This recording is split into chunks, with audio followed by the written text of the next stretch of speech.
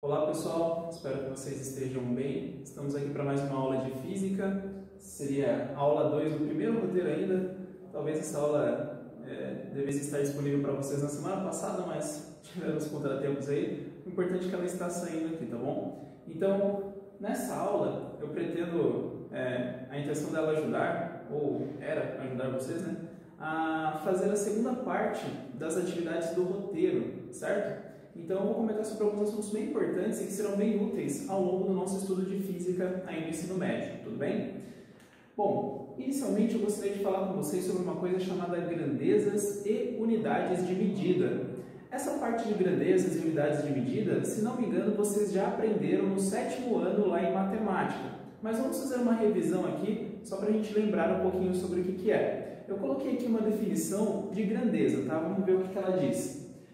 Grandeza é a denominação matemática de tudo aquilo que pode ser expresso por um número de unidades, certo?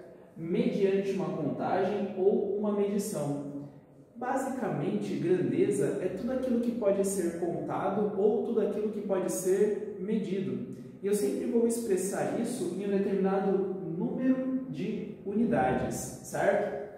Bem, como assim coisas que podem ser contadas ou coisas que podem ser medidas? Vou mostrar dois exemplos, um para cada situação, certo? Então imagina que você está lá com fome e aí resolve preparar um omelete, certo? Aí você vai lá na sua geladeira e você encontra essa bandeja de ovos. Aí você vai querer saber, só por curiosidade, né? Afinal todo mundo tem essa curiosidade, quantos ovos tem ali na bandeja? Se vocês observarem aqui na imagem, nós podemos fazer a contagem de ovos que tem ali na bandeja. Se fizermos essa contagem, nós vamos encontrar o número 10. Então, a quantidade de ovos é uma coisa que pode ser contada.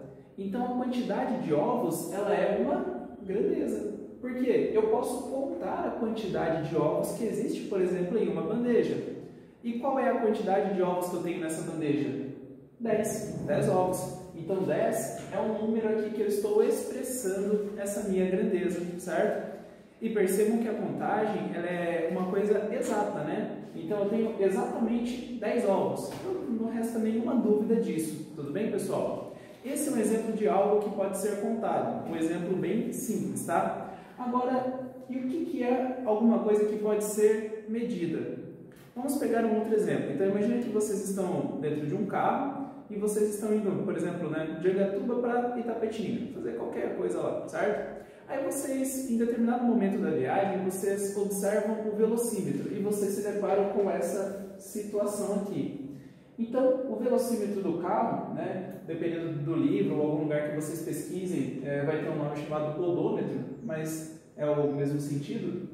E aí vocês encontram, vocês visualizam isso daqui. Se eu perguntasse para vocês qual é a velocidade do carro neste momento, o que vocês responderiam? Bem, percebam que aqui o ponteiro do velocímetro está entre o 80 e o 90. Então eu sei que a velocidade está nesse intervalo. Ela não é nem menor que 80, mas também nem maior que 90, certo? Agora, qual é o valor entre 80 e 90 que representa a velocidade? Bom, se a gente fizer uma pequena divisão aqui, ó, aqui seria a metade, então o valor está entre 85 e 90, beleza? Disso a gente pode ter certeza. Mas entre 85 e 90, qual que é o valor da velocidade?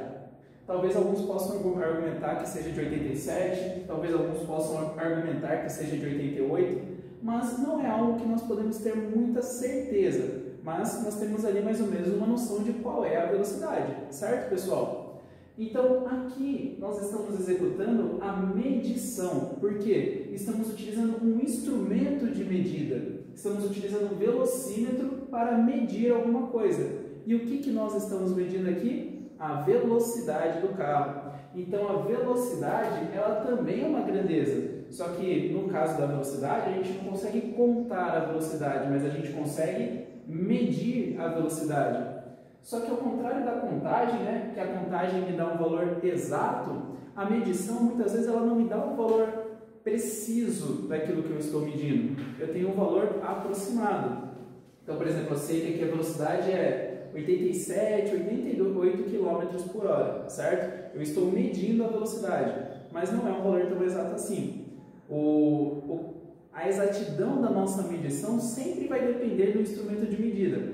Quanto mais preciso for o instrumento de medida que eu estou utilizando, mais precisa vai ser a minha medição. Nesse caso, ele não é tão preciso assim, mas dá para a gente ter mais ou menos uma noção da velocidade, tudo bem? Então, deu para vocês compreenderem o que é uma grandeza? Basicamente, tudo aquilo que pode ser medido, tudo aquilo que pode ser contado é uma grandeza.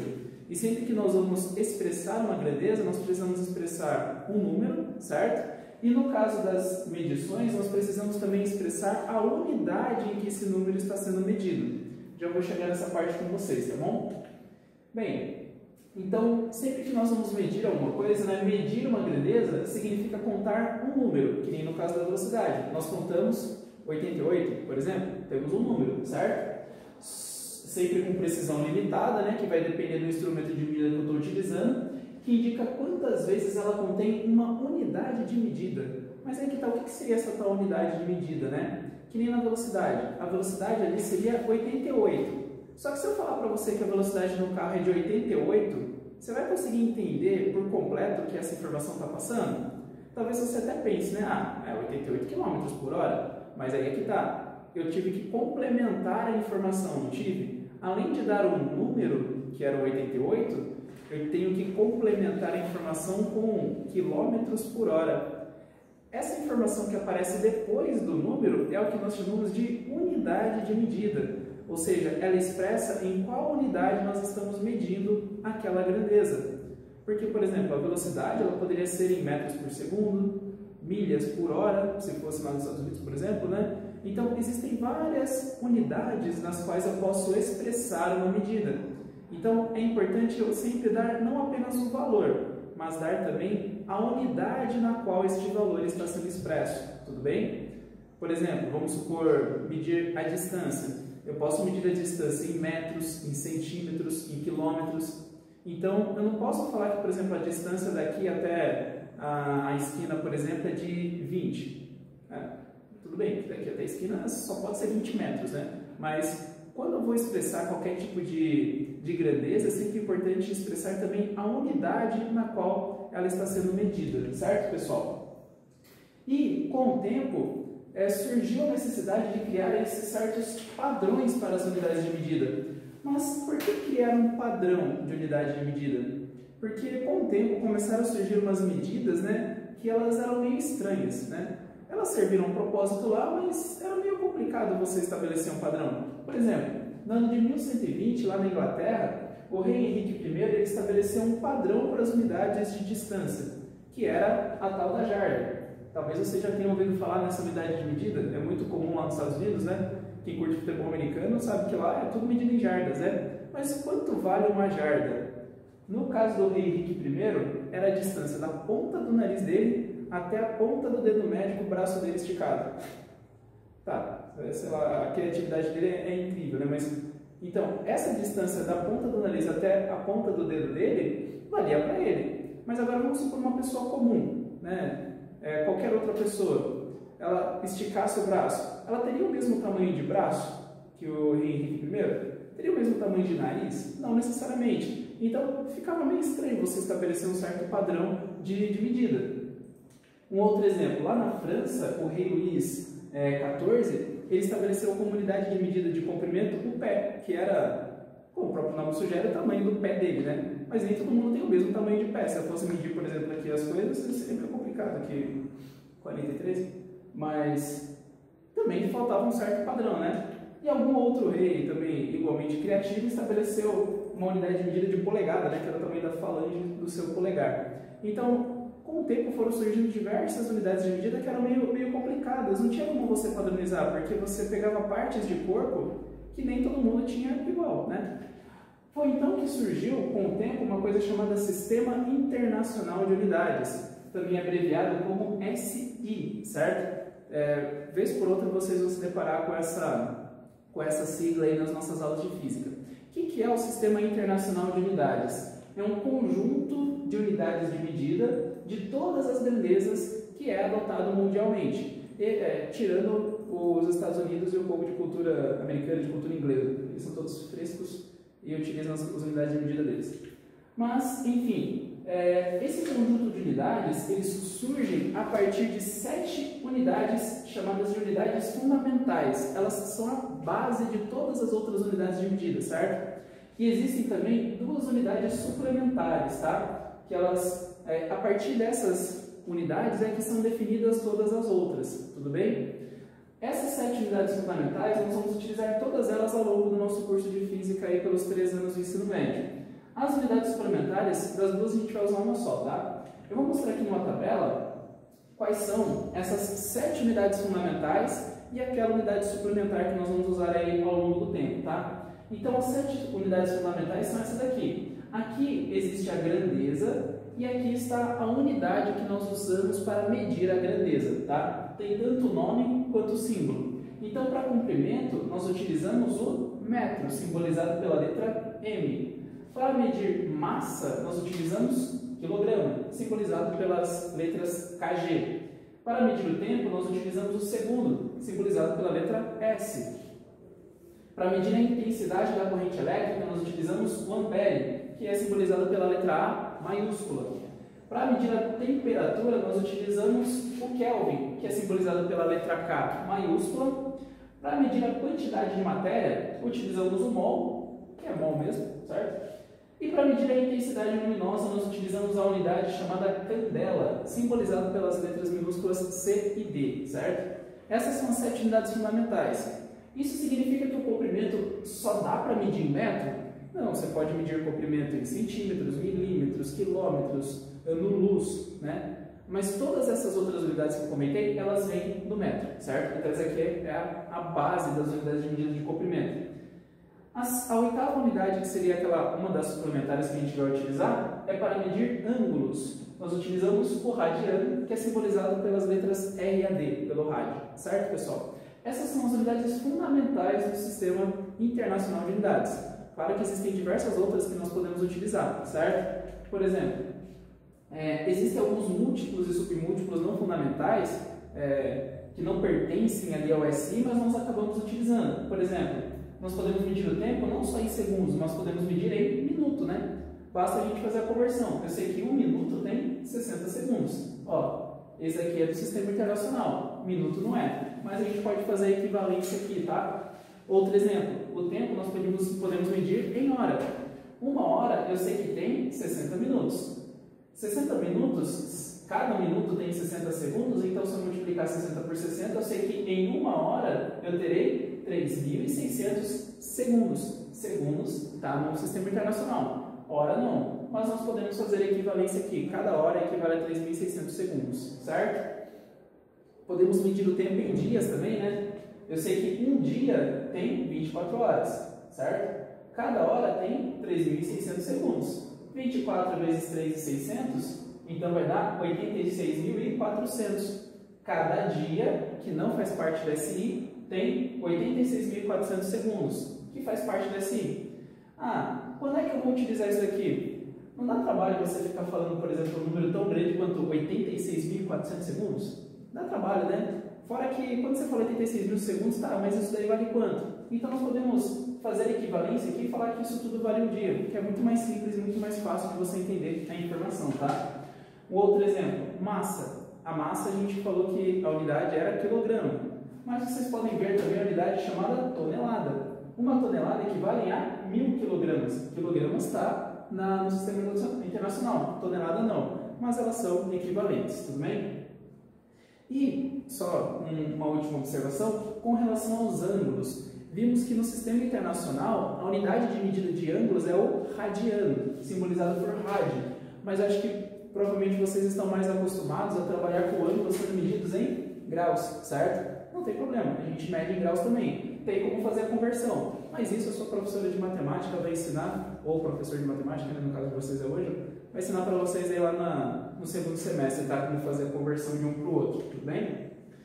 Bem, como última coisa que eu gostaria de comentar com vocês, antes, eu vou colocar na descrição do vídeo, eu acredito que eu consiga fazer isso, eu vou colocar um link para uma tabela que ela mostra todas as unidades de medida do Sistema Internacional, mostra também várias unidades que são derivadas, né, que vêm dessas unidades fundamentais, e também eu vou mostrar, nessa tabela tem o que nós chamamos de prefixos, certo?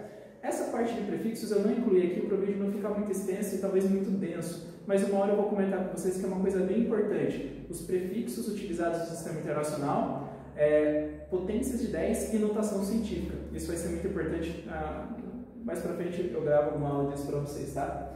Só para finalizar, vamos comentar um pouquinho sobre grandezas escalares e vetoriais.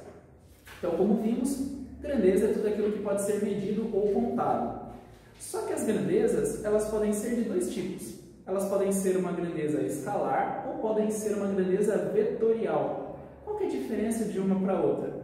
Bem, as primeiras, né, no caso das grandezas escalares, elas se caracterizam apenas pelo seu valor numérico. Só de dar um número, eu já entendo tudo que aquela grandeza significa, certo? Daí eu dou um número e, claro, sempre eu coloco a unidade de medida, tudo bem? Já mostro um exemplo disso. Já o segundo tipo ali, que são as grandezas vetoriais, elas precisam de um valor numérico, certo? Precisam de um número, nesse caso, sem sinal, certo? Esse número a gente chama de módulo ou intensidade. Aquele valorzinho que nós colocamos ali, ele recebe esse nome, né, de módulo ou intensidade. É só uma denominação. Só que não é só isso, eu não preciso só do número. Além do número, que é o módulo, eu preciso também da orientação, ou seja, a direção e o sentido dessa grandeza. Então, grandezas escalares, eu só preciso do valor numérico. Grandezas vetoriais, eu preciso do valor numérico, que é o módulo, mas eu preciso de uma direção e de um sentido. Exemplo, vamos falar sobre o comprimento. Então, observem essa imagem. Aqui eu estou medindo o comprimento de alguma coisa. Pode ser de uma borracha, por exemplo. E aqui o comprimento está sendo representado pela letra L, né? Ah, mas por que o comprimento é representado pela letra L? Por conta da inicial da palavra comprimento em inglês, né? Então é normal a gente utilizar as iniciais das palavras em inglês em algumas situações, tá bom? Qual que é o comprimento aqui dessa barra vermelha que está aparecendo aqui? Então aqui, ó, 1, 2, 3, 4 centímetros e aqui eu tenho os milímetros, né? Então 1, 2, 3, 4, 5, 6, 7. E a barra vermelha ela está entre o 7 e o 8. Então eu posso dizer que o comprimento dessa barra vermelha é de 4,75 centímetros, tudo bem? Então, comprimento 4,75 centímetros. 4,75 é o valor numérico, centímetros é a unidade de medida. Se eu falar para vocês que o comprimento aqui dessa barra vermelha é de 4,75 centímetros, fica claro para vocês? Acredito que sim, né? Beleza, isso aqui tem 4,75 centímetros. Ótimo. Isso é uma grandeza escalar. Eu só preciso saber o valor da grandeza e a unidade de medida, né? Mas só o valor já me dá a informação completa. Outros exemplos de grandezas escalares. Quando a gente calcula a área de um lugar, a gente só precisa do número, certo? E a unidade de medida. A massa, só preciso do valor. Tempo, energia, potência, densidade, pressão, temperatura, carga elétrica, tensão elétrica, tudo isso, eu só preciso do valor, certo? Do valor numérico e a unidade de medida depois. Quando eu preciso só do valor, para conseguir entender o que significa aquela grandeza, é uma grandeza escalar, tudo bem? Agora, o que é uma grandeza vetorial? Para explicar o que é uma grandeza vetorial, eu vou fazer um exemplo com vocês. Então, imagina que vocês estejam com um barco desses aqui, ó. Em alto mar, certo? O casco totalmente avariado.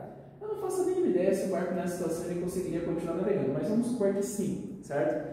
Mas aí vocês tentam contato com o estaleiro para poder fazer um reparo ali no casco do barco. Aí vocês ligam lá pro cara do estaleiro e ele fala para vocês, ó, seguinte, para a gente poder ajudar vocês, a gente precisa que você se desloque 20 milhas em linha reta. Beleza, eu preciso me deslocar 20 milhas em linha reta.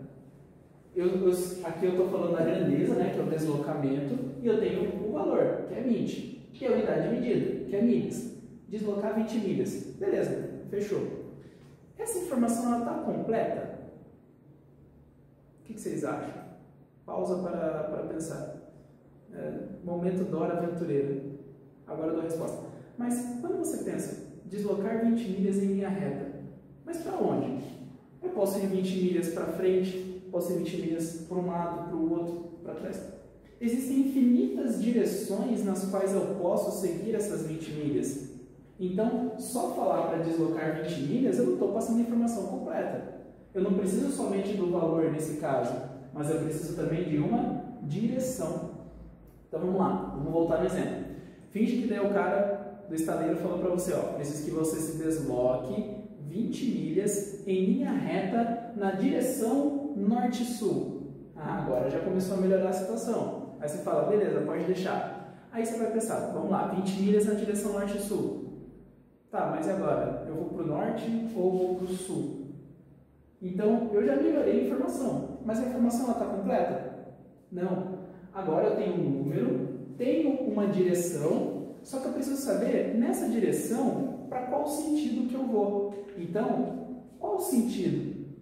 Agora, vamos voltar no exemplo. Imagina que o cara lá falou para você, você tem que se deslocar 20 milhas na direção norte-sul, sentido sul. Pronto. Agora a informação ela está completinha.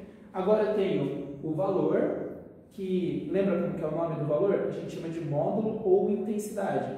Então nós temos o módulo, que é 20, a direção, que é norte-sul, e o sentido, que é sul. Então eu preciso de 3 informações para ter uma compreensão total dessa minha grandeza. Então sempre que eu preciso dessas 3 informações, eu tenho então uma grandeza chamada vetorial, tudo bem? Ah, e a unidade de medida é milhas, né? Não pode esquecer da unidade de medida. Então, grandezas vetoriais precisam de 3 informações. Módulo, que é o valor, direção e sentido. Só um detalhe, percebam que a direção ela é uma linha reta que possui 2 sentidos, certo? Eu não posso falar que eu estou indo no sentido norte-sul. Não, quando eu falo nesse sentido, quando eu falo norte-sul, eu estou me referindo a uma direção. Aí, um desses lados é que vai ser o meu sentido, tudo bem? Então, uma direção é uma linha reta que possui 2 sentidos, certo? Então, a definição do deslocamento, como nós vimos aqui do barco, ele não é tão simples quanto a de comprimento, que nós vimos no slide anterior. Então, eu preciso de um módulo, de uma direção e de um sentido para ter uma compreensão total dessa grandeza. Por isso ela é chamada de grandeza vetorial, certo?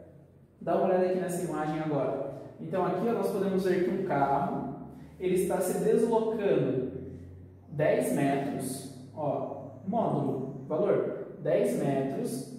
Em que direção? Ele está na horizontal. Aqui na horizontal, nós temos a direção leste-oeste. Ó, uma direção, 2 sentidos, leste-oeste. Agora, para qual sentido que ele está indo? Ele está indo para o sentido leste, certo, pessoal? Só coloquei uma outra imagem aqui interessante para a gente fazer uma comparação. Carro A e carro B. Esses carros, eles estão se movimentando na mesma direção? Ó, um está indo de encontro ao outro. Eles estão na mesma direção? A resposta é sim, porque lembra que a direção é uma linha reta que une 2 sentidos? Então, os 2 carros estão na direção leste-oeste. Agora, se a pergunta fosse, eles estão se movimentando no mesmo sentido? Aí a resposta seria não. O carro B está indo no sentido oeste, enquanto o carro A está indo no sentido leste. Tá bom, pessoal? Isso aqui é só para vocês pegarem essa diferença entre direção e sentido, tá bom? Outros exemplos de grandezas vetoriais, ou seja, que eu preciso de módulo, que é o valor, direção e sentido.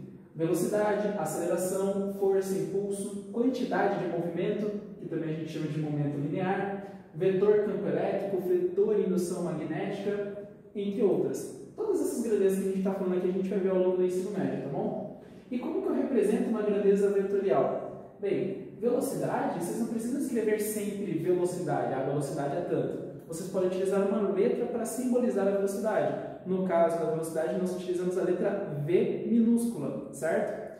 Só que como velocidade é uma grandeza vetorial, ou seja, ela tem direção, ela tem sentido, então eu não coloco somente a letra V, mas eu coloco também uma setinha em cima dela, certo? Quando vocês virem uma seta em cima do símbolo de uma grandeza, isso significa que essa grandeza é uma grandeza vetorial, tá bom, pessoal?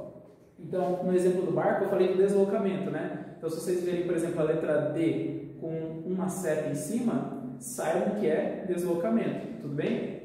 E outra coisa, para representar os vetores, nós utilizamos setas também nos desenhos, né? Então, a seta, quando eu vou desenhar, né, alguma informação, a seta ela vai me mostrar a direção, o sentido e também o módulo, né? O valor daquela grandeza. Por exemplo, aqui eu estou falando de velocidade, então tem uma seta desse tamanho. Se eu fizesse uma seta um pouquinho menor, logicamente isso significa que estaria sendo representada uma velocidade de menor intensidade, de menor módulo, de menor valor. Então, quando a gente vai desenhar vetores, quanto maiores as setas que nós utilizamos, significa que maior é aquele valor. Quanto menores as setas que nós utilizamos, menor é aquele valor. Tudo bem, pessoal?